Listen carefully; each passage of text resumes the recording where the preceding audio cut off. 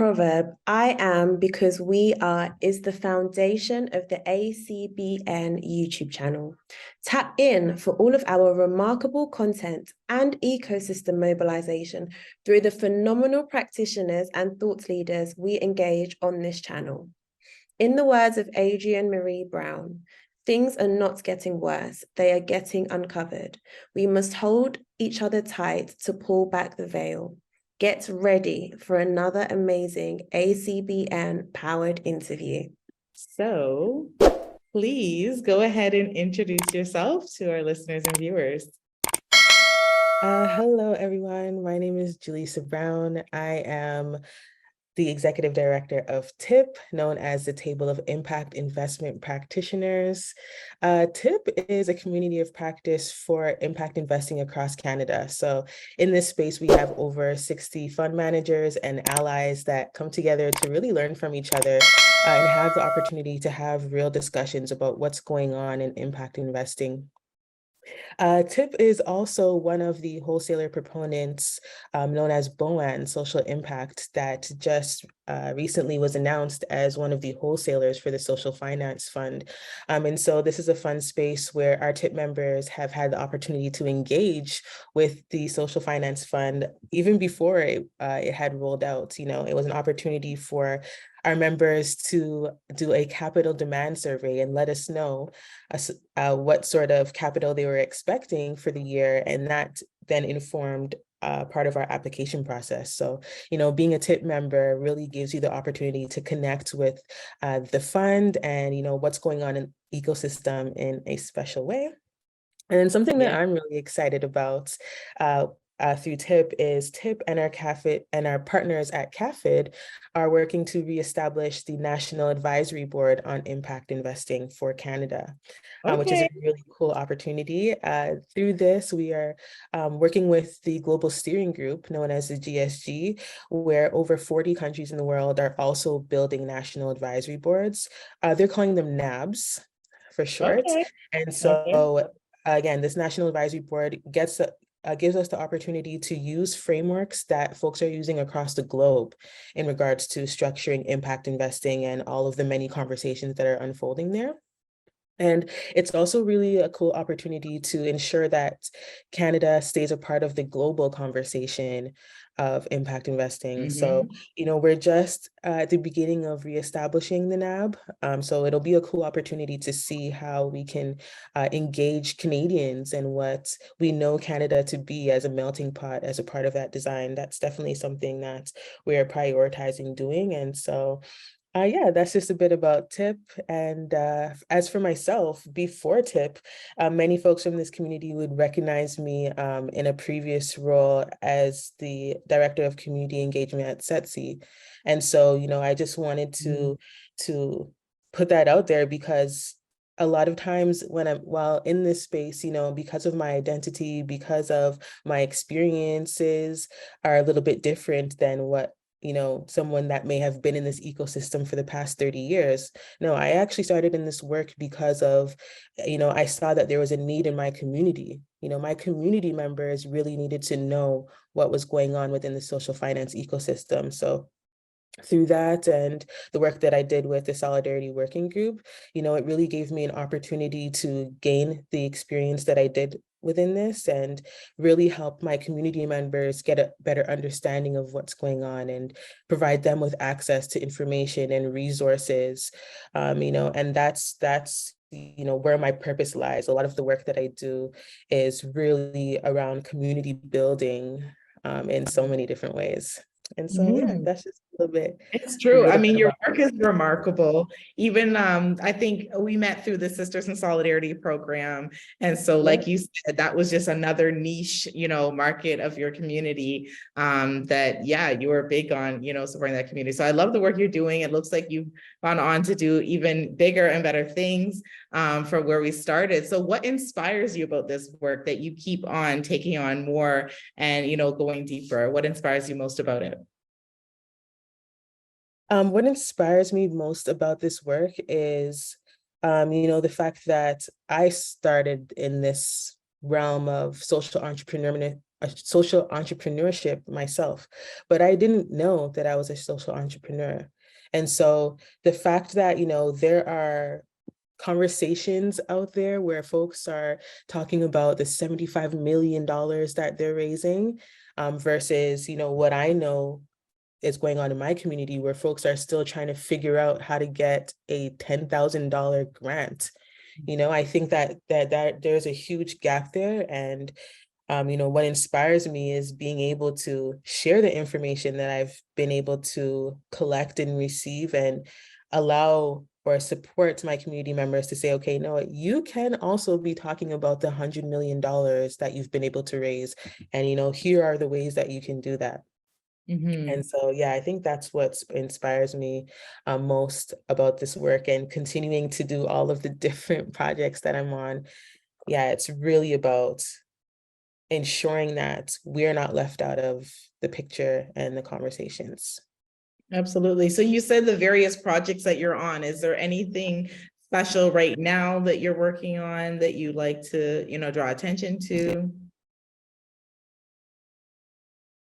Sure. I mean, I'm working on a lot of different things that I think many people in the ecosystem don't recognize me, that I do all of these other different things. I think, Let as an them know. entrepreneur that wears so many different hats, I think that's one thing that I wouldn't say it's a challenge, but it's something that I'm working to figure out how to navigate better, because I wear so many different hats. It's like, we got it's a lot of juggling sometimes, but yeah, so for myself, I am also the co-founder and president of House of Nine Sorority, and in collaboration with Sisters in Solidarity, we are running the Sisters in Solidarity project or program. And this is really such a wonderful opportunity for us to work with Black women and helping them to, realize and actualize self, but also focus on getting their business investment ready.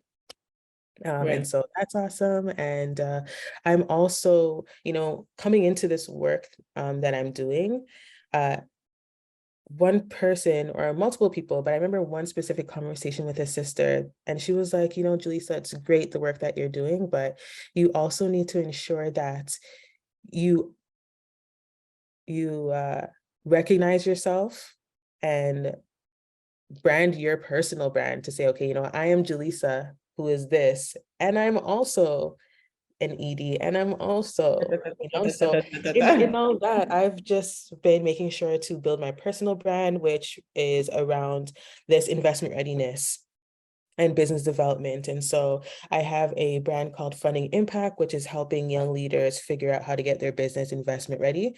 And so it's really a spin-off of me being able to use my experience through business development and all of the experience that I'm gaining, being so connected to intermediaries in that supply side. And bringing the both of those worlds together. And then just a little bit about House of Nine Sorority and how that's different. House of Nine Sorority is an elite space where Black women get together for self-mastery and sisterhood. So it's not just about all business, it's about, again, self and discovering self while discovering community and sisterhood.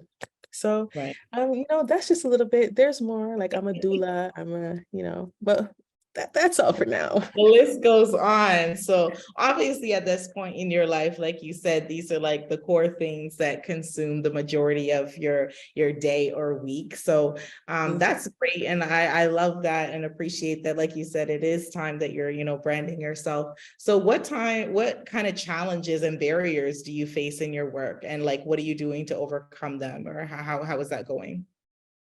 Yeah, I would say, okay, in my personal business pursuits, challenges are just basic challenges that every entrepreneur faces.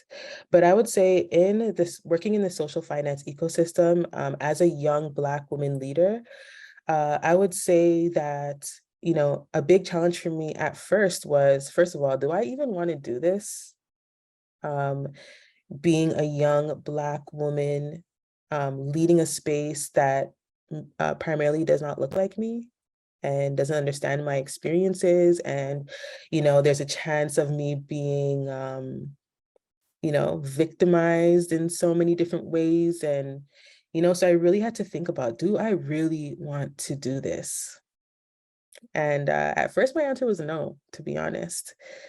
I didn't feel like it would be worth the stress or the personal or mental, emotional, It can be a issue lot. that would have brought me. And, after speaking with elders and community members, they were like, no, they reassured me and said, Jillisa, no, you were kind of built for this position, And so after, reevaluating that, I recognized that it would be a disservice to my community if I had not come into this position, but it would also be a disservice to myself because, I would have gained this much experience, and just because of fear, I would not have allowed myself to level up, basically. And Right. so I said, you know what? You'd hold yourself back. Exactly. So I was like, you know what, let me just do this. And so I did. And at first, I would say that, I was well received in this space, which was a little bit surprising to me, to be honest, because remember the expectation that I was going in with. Right. So I Yeah. definitely appreciated, the warm welcome into the space. But, here and there, I would notice like the energy or the vibe was off with some people because, to them, I was a brand new young Black woman in this space. People were wondering, like, is she qualified? Can she do this? Like, does she have the capacity to do this? Like, we want to take the company here, like, but like, does Jillisa have the experience? Like, those are the kind of vibes that I was getting.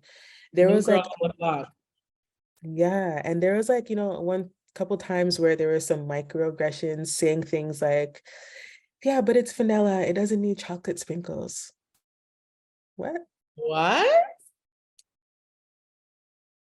Like, anyways, so stuff like Wow. that was happening, like small microaggressions, like people feeling like I wasn't capable of doing things. And the way that I overcame that was by positioning myself as an expert and as a leader in this space. And I think that that's the only way that we're able to overcome these types of things. You need to position yourself as an expert. You need to, be out there saying things in a way that people want to hear from you. And so I started to really get into my research. It was no longer a space in time where I could just go to meetings and hear what people said. I needed to, take my notes past Google Docs and do my research and take the courses so that I could understand the conversations that folks were having and add value to these conversations, And so that's definitely how I overcame that barrier. And, actually just yesterday in a meeting, someone said, well, like, it seems like, you came in knowing so much more than me in this space. And I had to be like, I took the time. I put in the work. yeah, yeah. And, I present myself confidently. And Yeah. so yeah, definitely positioning yourself with the value that you hold and not, what others are expecting is definitely the key to unlocking that. Yeah, it sounds like a game changer for sure. And like you said, once you do that, people also begin to see you the way you see yourself, right? So it's about how you see yourself and changing the way others do. So I really appreciate that. So what do you feel is your ultimate goal? Like, what does success look like for you? And Tiip? Well, I would say that the ultimate goal would be to ensure that community members feel well represented. And I say community members, I mean also leaders that are in this space, folks that want to engage in impact investing. The ultimate goal is that everybody can identify themselves in this space and feel open and welcome to engaging in this space in a way that, again, someone that has been here 30 years would do. I think when I came into this position, I was hearing a lot of folks saying, well, I didn't really think that this space was for me. It is for you. Mm. And it's important that folks know that and identify themselves here. because Right. if you do not, you miss out on all the opportunities. And then, you know, the government gets to say, well, hey, we put out for diverse communities, but they didn't come for it.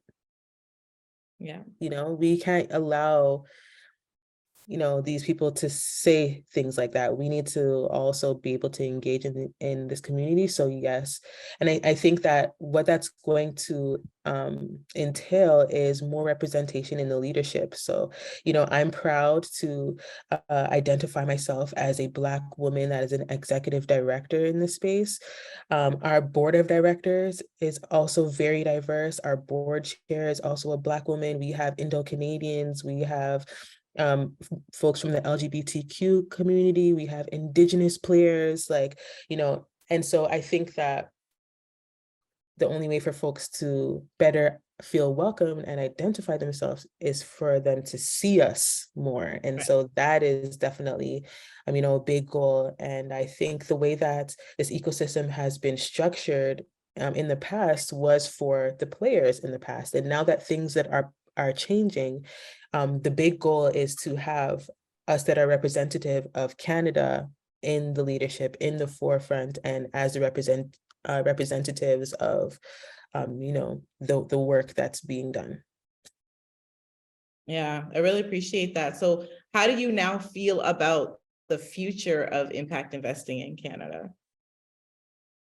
I feel hopeful. I feel hopeful about the future of impact investing. There's actually a lot going on in the world, like on a global scale, I think more than we have the opportunity to realize. And that's one really great thing about the National Advisory Board that we're working to build through the GSG, because actually recently, probably last month, actually, I was in Istanbul, Turkey for the global leadership meeting, and it was, I think 35 countries were represented, over 120 people. And what we did was come together and talk about things like capital mobilization, just transition, and pension funds, where we literally went through everything, SDGs, like it was a lot of different content about what other countries are doing in the space. And so I think what's really exciting is that it seems that, not to say Canada, you know, is just starting, because it's been a long time coming for the work, but there's definitely a lot for Canada and Canadians to explore that really haven't been actualized here, that are going on in a global scale. So yeah, I'm definitely hopeful for the space, and it's really an opportunity for, you know, the diverse communities to expand in this way. And I'm excited to be able to bring the things that are working here in Canada to those global conversations.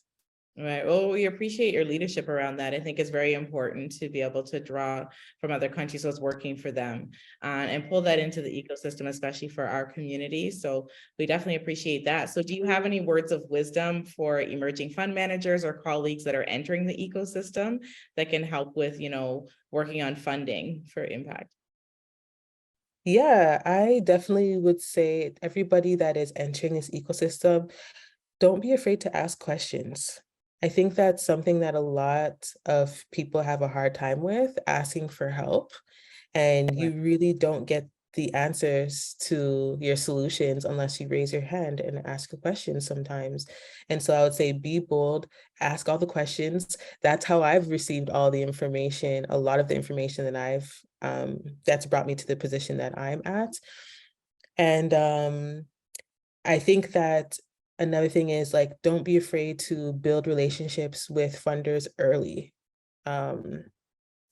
Because I think that funders really recognize, you know, the stream of growth that businesses go through in order to achieve funding. So I would say that, you know, building those relationships early, you know, kind of takes away from that barrier of it's not who you know, or it's not what you know, it's who you know. Do you get what I'm Right. saying? If you've built a relationship with a funder might come to you and say, hey, you know, this is what we're looking to do, before opening a public application, for example. Like you're able to get that extra insight in relationships. So yeah, and I'll always find yourself in networks like the Tiip community of practice. A lot of folks may think that Tiip is only for fund managers. No, we're also for allies. So this may include social purpose organizations, networks. This may include individuals, researchers. So folks are always welcome to join this network and start to build those types of relationships. That's great. So, and you've covered a lot today, but do you have any final closing thoughts or calls to action for our community? Closing thoughts, calls to action. So call to action, I would say definitely join Tiip as a Tiip member.